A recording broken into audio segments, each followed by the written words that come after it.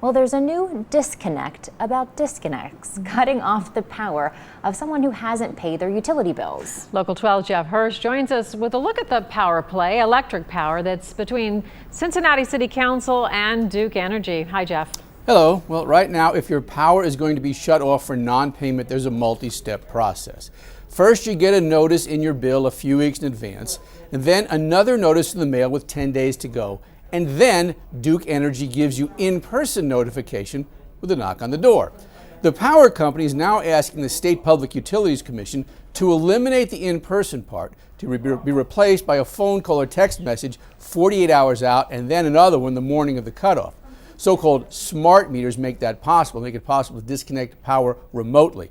But Councilman PG Sitttenfeld says the majority of council has agreed to fight the proposal. The problem is that many people impacted by this sort of shut-off situation live in poverty or are very elderly. These customers are not texting, and if they are, it's highly likely that their inability to pay their energy bill correlates with an inability to pay for cell phone minutes. When we were going out into homes, we looked at our data to see how many customer interactions we were making. We found that only 7% of customers were we actually making contact with when we would go out on a day of disconnection to speak with the customers prior to that. So that in and of itself gave us, certain pause to look at what we were doing system-wide and how we could strengthen that and improve it. Thelen says notification with your electric bill and then a letter 10 days out would still remain. The text messages and or phone calls would be in addition. The proposal is for a 2-year pilot program similar to what's underway now for a Columbus-based utility and would be for electric service only, which can be cut by remote control. Gas shutoffs would still need in-person notice and work done on the site. Back to you.